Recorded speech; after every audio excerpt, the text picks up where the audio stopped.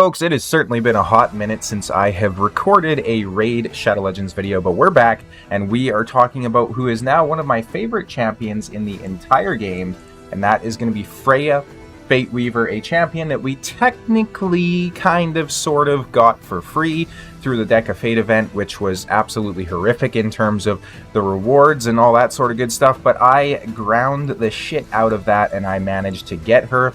I did it 100% free to play. I didn't spend a single cent on that particular event, so I just got all the champion training done. I opened all my soul stones and all that sort of good stuff.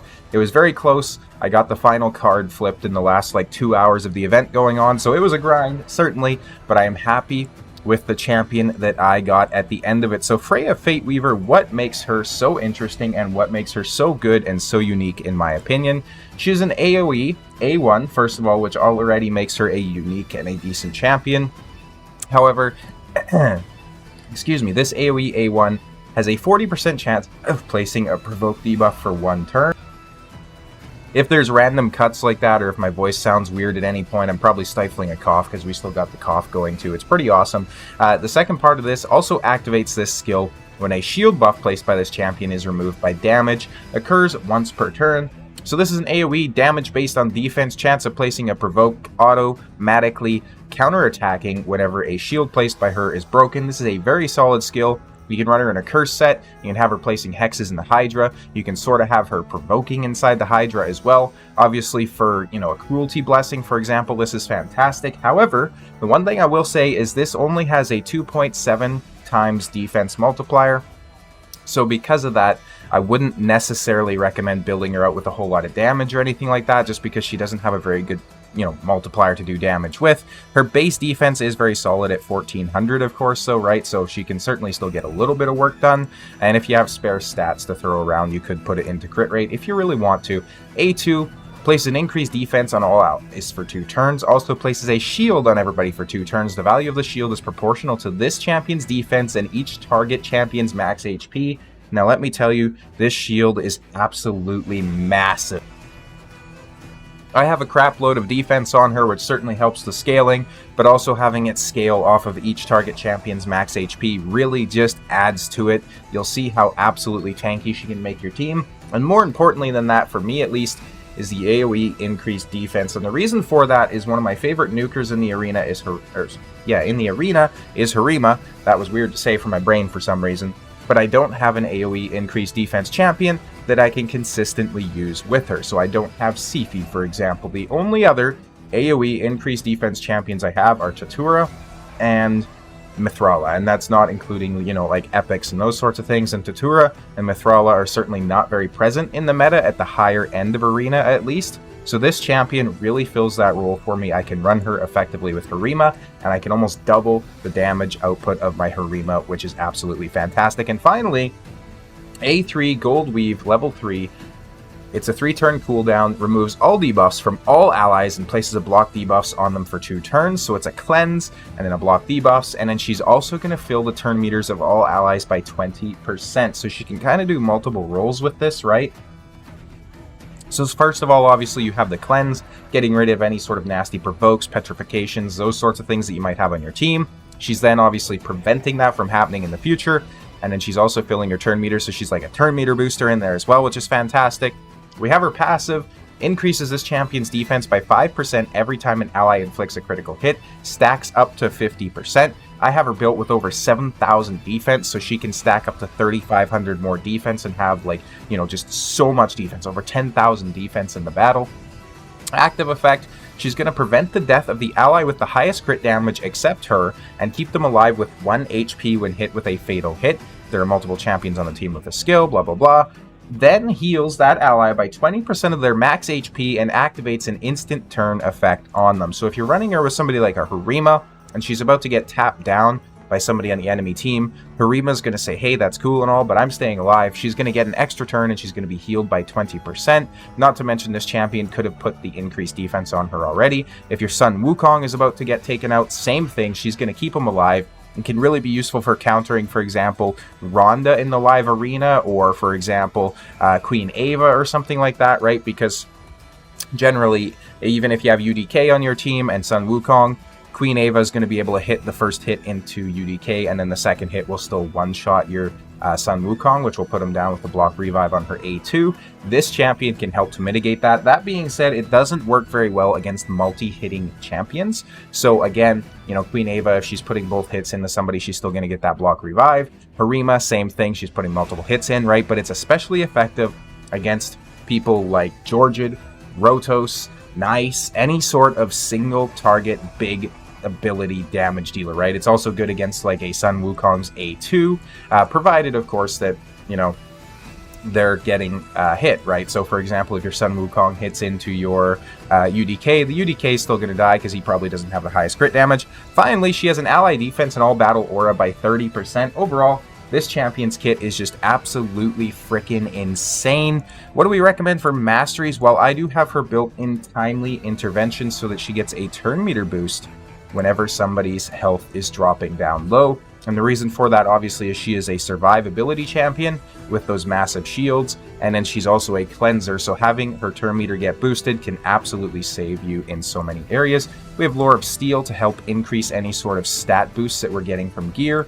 We come down here to Cycle of Revenge, so it has a chance of increasing her turn meter again when hit with a critical hit.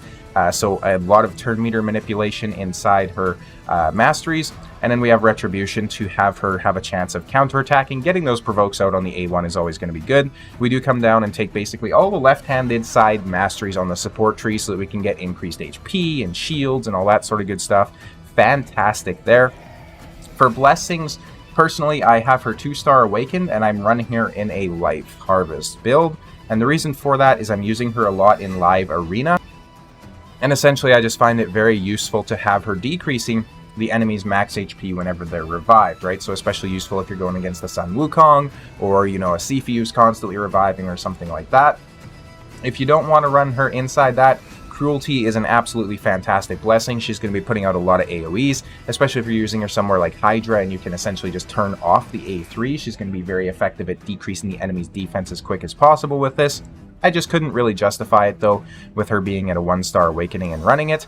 If you're running Cruelty, I would recommend probably having her at like a 5-star minimum. You still certainly could get away with it at a 3-star or even a 1-star, just depending on where you want to use her. But for my account, at least, that is where I would run her in. Apart from that, there's not really too much I'd recommend for masteries. You could potentially get away with like a Lightning Cage blessing if you just want to make sure she doesn't get her stone skin ripped off or something like that. But the rest of these are just kind of, you know, it is what it is. Faultless Defense could be very good if you're using her inside Fire Knight, right? And you just want those reflex to go ahead and damage his shield a little bit. For gear, these are the stats that we're rocking. So we got 68,000 on the HP, 7,400 on the defense, 267 on the speed. I purposely tried to get her faster than my nukers, and then 308 on the resistance. Now, what I would recommend for your builds is more resistance. 300 resistance really isn't much in today's meta, and then more defense if you can swing it. I definitely could have got better stats on her, but I went for a 6-piece stone skin because I desperately wanted to make sure that she had those 2 turns. If I was okay sacrificing the 1 turn of the stone skin and I could put 2 other pieces of a random set on her, I could have probably got a little bit more HP out of her as well.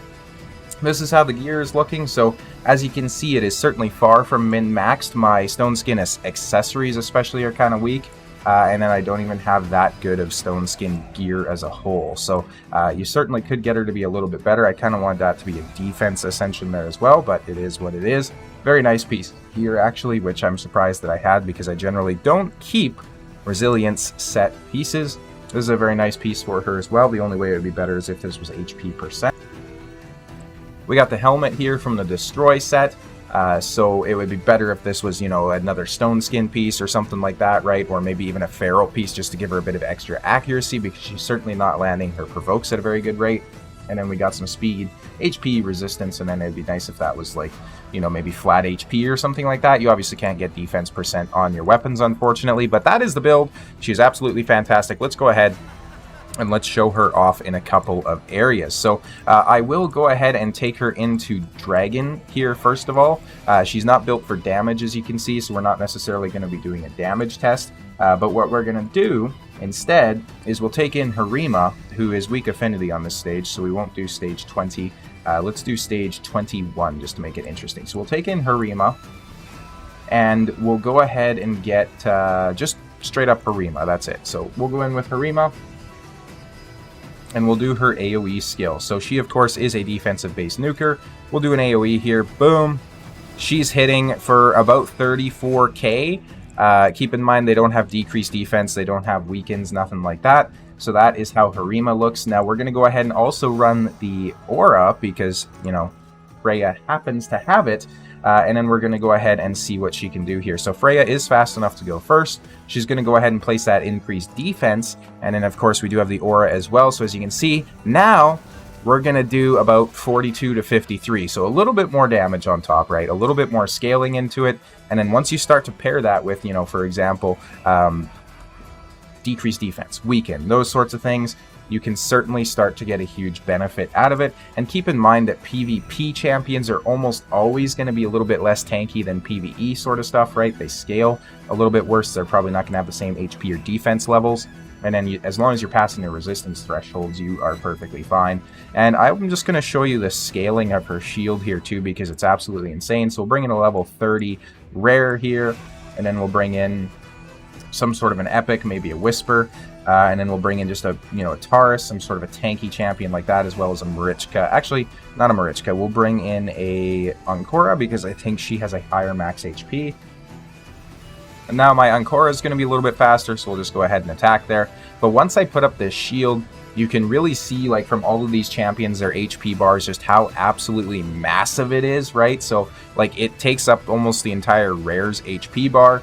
And then Taurus gets a nice, decent chunk of HP as well. Again, damn near half the HP bar on the Ancora there as well is now a shield. So she's putting out absolutely fantastical shields, and she does sensational things for keeping your team alive, especially in PvP content. So we're going to go ahead and we're going to showcase that here now. And I'm not necessarily going to be too focused on using a free-to-play friendly team surrounding this, because I'm trying to showcase a non-damage dealing champion. So the tankiest champions that I can possibly get on the roster are going to be what we run with. So if you don't have a Taurus and Marichka, just replace it with an Ancora and a Sun Wukong, and you'll be perfectly fine. This composition will work.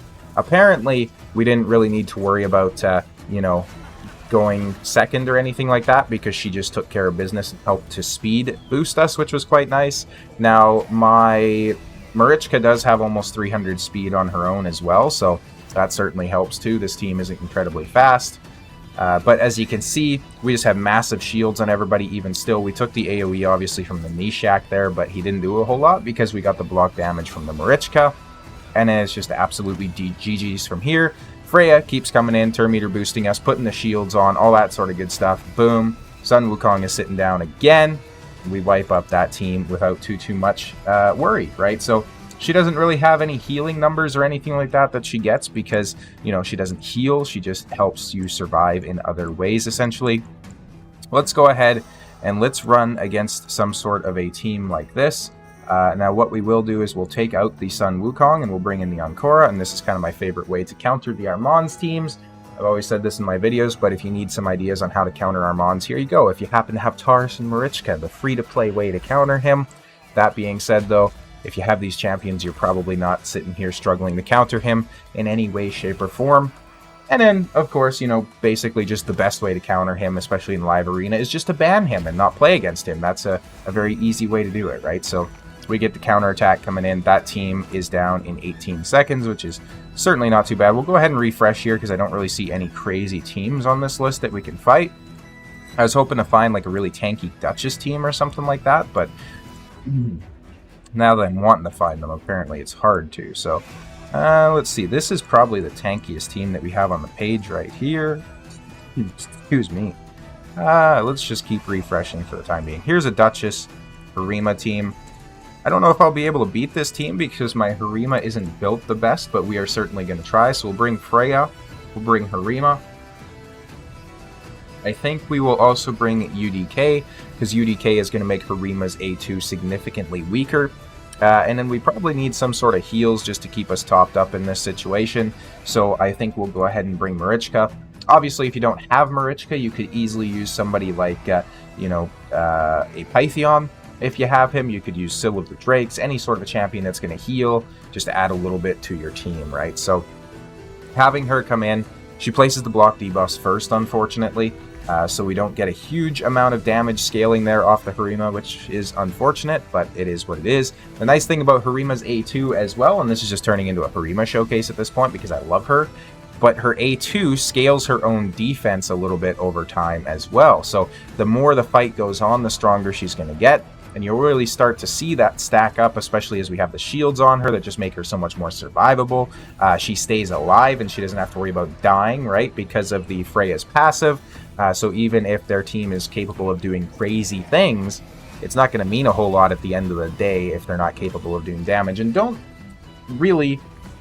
So we're not doing a whole lot of damage right now, but this will scale over time because Harima needs a little bit of time to amp up, same as, you know, like a Rotos or something like that. And additionally, my Harima is definitely not built the best, so don't blame the damage numbers on Freya, essentially, is what I'm going to get at here. But you can see she has almost 100% uptime on her increased defense and her shields and all that sort of good stuff with how fast we have her built out. The Duchess is already down there, which is pretty nice. We get another AoE coming in from the Harima. Harima's cycling through her turns pretty well. And the nice thing about Freya is not only is she helping your team survive and the block debuffs and the increased defense and all that sort of stuff, right? But she's also turn meter boosting, and I think that is so important, especially in today's meta, because you have so many tanky champions like Pythion and Duchess and those sorts of things, but they don't turn meter boost. So the rest of your team still has to be built quite fast. But, you know, Freya really helps to take that out of the equation because she just says, hey, you know what, I'm also going to boost your turn meter.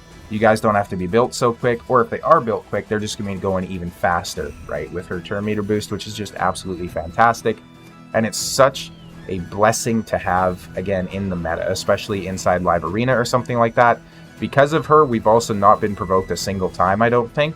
And we're now just down to Pythion here. And this is a pretty decently tanky team, and we had no decreased defense, no weaken, nothing like that. And then our only damage dealer, of course, being Harima. So we come in there, we get it taken care of pretty effectively. Freya still getting herself about 70k damage too, which is, it's not nothing, right? Certainly, to say the least. So I think that's going to conclude the showcase here for today for Freyja Fateweaver. If you pulled her, congratulations, you just got yourself one of the best support champions that we have currently inside the game, I would say. And she is definitely badass in terms of aesthetics as well. Absolutely fantastic looking champion, in my opinion. Especially her shield, right? It's probably one of the coolest shields that we have in the game currently. That being said, I'd be very curious to hear where you guys are using her and how you have her built. As always, thank you guys so much for watching, and I'll see you next time.